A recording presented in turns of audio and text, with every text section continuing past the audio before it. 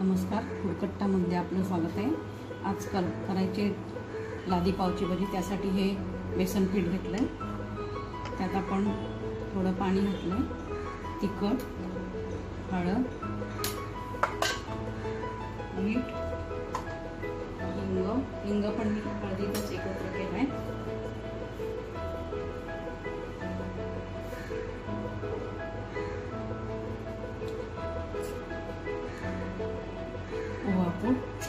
यात थोडंसं आपण तेल घालू। यात बेसन पीठ 1 वाटी आणि तांदूळ पीठ 2 टेबलस्पून केलं। आता आपण हे पीठ भिजवून बॅटर तयार करू। लादी पाव आपण आता हा असा मधून कट केला आहे। अजून आपण याचे अजून 2 पार्ट करू, असे छोटे छोटे 2 पार्ट करू। आता आपण या ब्रेडला आतून पण पीठ कोट करून घेऊ, स्प्रेड करू आतून।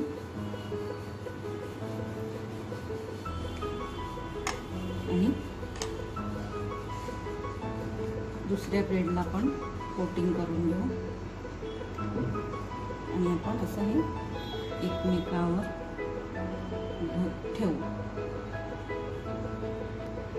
इथे आपण अजून 2 भाग करू।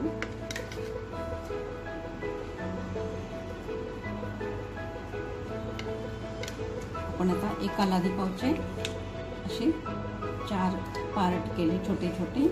आत मी पीठ लावलंय।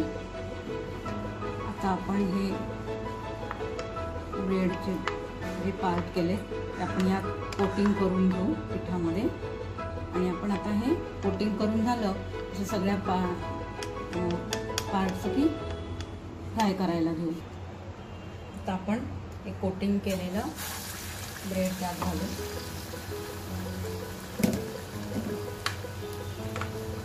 डीप फ्राय करू आपण।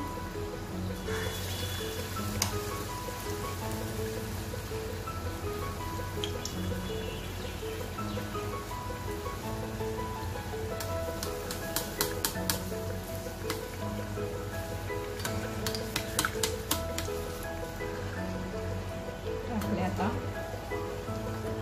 फ्राय करून झाले।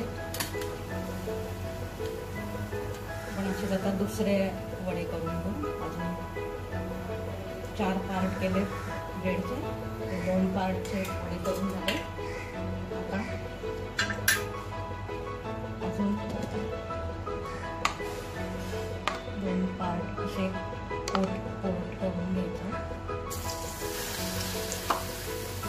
आणि फ्राय करायला घ्यायचं।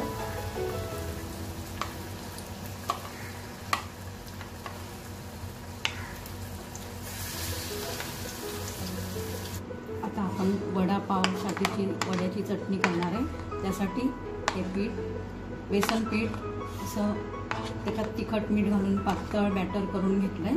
आता आपण चटणीची तयारी करू। आपण आता हे बॅटर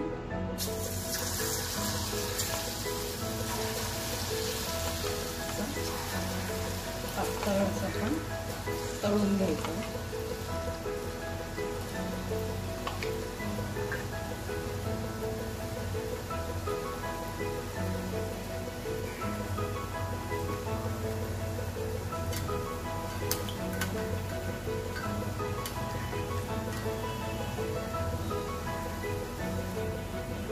आपण कडक भाजी तळून घ्यायची।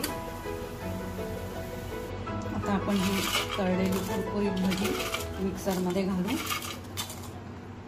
लसूण पाकळ्या घालू। बाकी आपण तिखट मीठ घातलेलंच आहे पिठात। थोडे भाजलेले दाणे घालू आपण।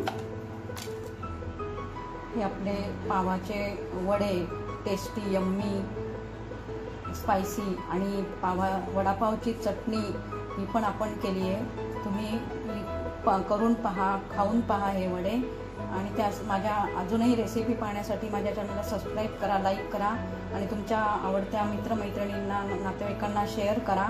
धन्यवाद।